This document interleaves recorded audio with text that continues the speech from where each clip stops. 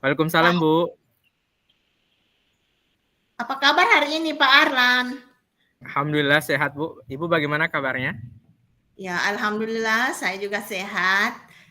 Terima kasih Pak Arlan, dengan senang hati Pak Arlan sudah ke sini.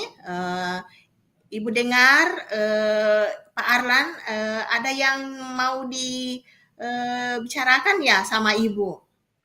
Iya, Ya, Bu. Kemarin sudah buat rencana dengan Ibu. Alhamdulillah. Terima kasih, Bu, sudah meluangkan waktunya untuk ya, bisa bicara dengan saya, Bu. ya. Bagaimana masalahnya Pak Arlan? Iya. Jadi, Bu, saya ada masalah di kelas karena anak-anak itu selama pembelajaran matematika, mereka itu kayaknya bosan, Bu, di kelas. Apa Ya, namanya? Cenderung diam, tidak aktif, dan yang banyak aktifnya itu saya sendiri, Bu. Nah, mungkin itu saya mau ingin sharing, saya mau ingin cerita sama Ibu. iya. Jadi Pak Arlan, jadi apa tujuan kita hari ini yang ingin kita mau capai dengan masalah itu? Iya, Bu. Jadi saya ingin mendapatkan solusi, kira-kira bagaimana supaya anak-anak di kelas Ya, tidak diam-diam saja begitu, mereka bisa aktif iya, selama pembelajaran matematika. ya, itu harapan Pak Arlan. Bagaimana anak-anak itu bisa berubah, bisa aktif, tidak maksudnya tidak mempedulikan begitu Bapak mengajar, tidak kurang perhatian, ya. Begitu Iya, harapan dari Bapak ya. Iya. iya betul, Bu. Jadi kalau menurut pemantauan Bapak selama Bapak mengajar itu, eh, kira-kira eh, anak-anak itu ketika Bapak melihat mereka seperti itu, apakah Bapak memikirkan apakah ada solusi bagaimana caranya anak ini bisa berubah begitu, tidak seperti itu? Apakah ada Bapak pikirkan seperti itu? Iya, Bu. Saya sering berpikir begini, Bu, bagaimana ya caranya supaya anak-anak itu di kelas bisa bisa tertarik lah, bisa senang. Dari raut wajah mereka itu sudah menampilkan bahwa mereka itu bosan selama pembelajaran matematika. Nah, saya berpikir kira-kira apa ya yang bisa saya lakukan supaya anak-anak tertarik kepada matematika. Saya sudah sebenarnya Bu, saya sudah coba-coba cari-cari juga referensi di PMM ya mengenai praktik baik pembelajaran matematika, Bu. Iya. Oh, begitu ya? Iya, Jadi Bu. kalau begitu setelah Bapak, banyak melihat, di PMM, melihat cara-cara praktik baik begitu, jadi, Bapak apakah ada keinginan atau inisiatif untuk membuat, eee, metode pembelajaran yang baru untuk, anak-anak Bapak kira-kira anak-anak Bapak, ketika Bapak melihat, Pak Arlan melihat anak-anak itu ya tidak antusias, tidak termotivasi, ya kira-kira Bapak, metode yang Bapak ajarkan itu seperti apa sehingga Bapak anak-anak itu tidak antusias, Pak?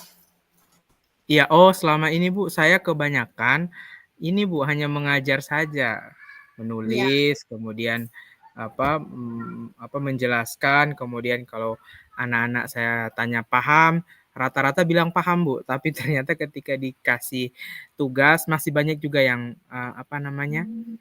tidak bisa mengerjakan. Nah, itu yang saya lihat mereka memang tidak aktif. Itu juga karena saya mengajarnya masih monoton Bu, masih menulis, menjelaskan, kerja tugas, seperti itu saja, Bu.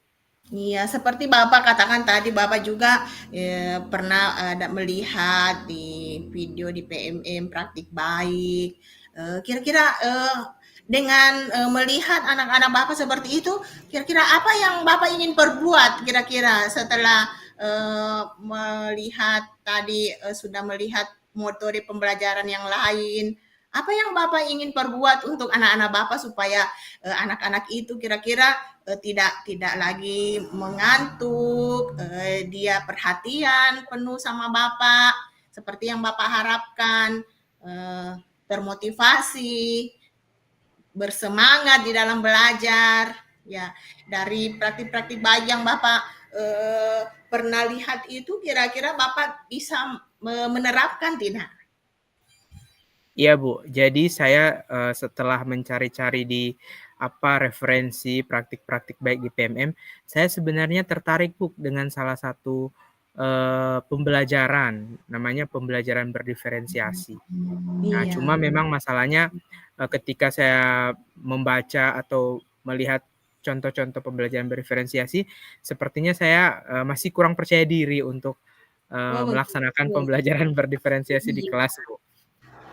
Iya. Baik Pak Arlan. Tapi dengan melihat tadi pembelajaran praktik baik itu, bagaimana menurut Bapak? Apakah Bapak kira-kira bisa melaksanakan tidak? Ya, sebenarnya, saya rasa bisa menerapkan pembelajaran berdiferensiasi, cuma memang, eee, perlu kepercayaan diri lagi lah, karena mungkin itu adalah sesuatu yang baru dan saya sudah nyaman dengan pembelajaran saya selama ini, yaitu yang monoton. Jadi mungkin, lebih percaya diri saja lagi, Bu. Iya, seperti Bapak tadi katakan yang kalau, apakah perlu, saya tahu Bapak yang kalau pembelajaran berdiferensiasi yang Bapak dapatkan itu seperti apa? Ya, Bagaimana? ya, Bu. Kenapa saya bilang menarik karena, pembelajaran ini dia memang betul-betul dirancang untuk Dan memenuhi kebutuhan murid gitu ya. Jadi, apa yang murid butuhkan itu yang guru fasilitasi. Fasilitasinya dalam bentuk apa? Dalam bentuk pembelajaran. Nah, bentuk diferensiasi itu yang saya nonton dan saya cari referensinya saya cari referensinya itu ada bisa jadi, diferensiasi proses, konten, maupun produk, Bu, ya, dan itu menurut saya menarik karena, anak-anak itu kan semakin bersemangat kalau memang pembelajaran itu dekat dengan mereka atau mereka merasa bahwa penting untuk melakukan itu karena mereka merasa itu kebutuhan mereka. Nah, saya pikir dengan pembelajaran ini sangat cocok, Bu, karena anak-anak pasti akan lebih bersemangat karena itu sesuatu yang memang mereka butuhkan atau yang mereka sukai. Seperti itu, iya, Bu. iya. Berarti ya, seperti Pak An katanya itu yang mereka butuhkan. Ya, memang tepatnya berarti pembelajaran diferensiasi memang adalah pembelajaran yang memang untuk yang berpusat kepada peserta didik ya, ya seperti Pak Arlan tadi katakan ya. Oh, iya, Bapak bisa terapkan itu. Mungkin anak-anak Bapak nanti akan termotivasi lebih baik lagi cara belajarnya. Eh, iya, jadi kapan rencana Bapak mau melaksanakan ini? Ya, kebetulan, minggu depan ada jam mengajar. Saya Ya, rencananya Ibu, insya Allah iya, di minggu depan saya akan, coba untuk melaksanakan pembelajaran berdiferensiasi. iya. Eh, kalau menurut Bapak kemarin itu kalau apa namanya pembelajaran yang Bapak lakukan itu kira-kira pada sampai berapa secara ini kalau menilai misalnya memberikan eh, nilai angka 1 sampai 10 misalnya dia masuk di nilai berapa dia? Tahap berapa? Iya, kalau pembelajaran saya kemarin yang saya lakukan itu, saya pikir di 4 Bu, dari 10. Oh iya begitu. Jadi kalau Bapak misalnya ini target Bapak ketika nanti memberikan model pembelajaran baru ini, Bapak ingin mencapai nilai angka berapa begitu? Saya ingin, paling tidak di 7 Bu. Oh iya. 7 ya? Iya, sudah Iya, bagus kalau 7, iya sudah lebih baik daripada ya angka 4 yang Bapak kemarin sudah ada peningkatan. Iya Pak, itu adalah cara yang bagus sekali Pak Arlan yang Bapak bisa terapkan kepada anak-anak Bapak. Jadi iya, eee jadi pembicaraan kita ya, jadi karena nanti Pak Arlan akan mengadakan minggu-minggu ini, ya nanti nanti Ibu akan eh, melihat kembali nanti hasilnya setelah Bapak melakukan ya. Iya, baik baik. Bu. Bagus. Iya. Ya. Jadi Bapak sudah bisa menemukan masalahnya ya, Iya, sudah artinya jalan keluarnya untuk mencapai tadi apa namanya untuk memperbaiki tadi kekurangan-kekurangan yang Pak Arlan temukan ketika belajar ya. Jadi mudah-mudahan dengan cara Bapak itu nanti anak-anak bisa mengalami perubahan ya Pak ya. Iya, iya Bu.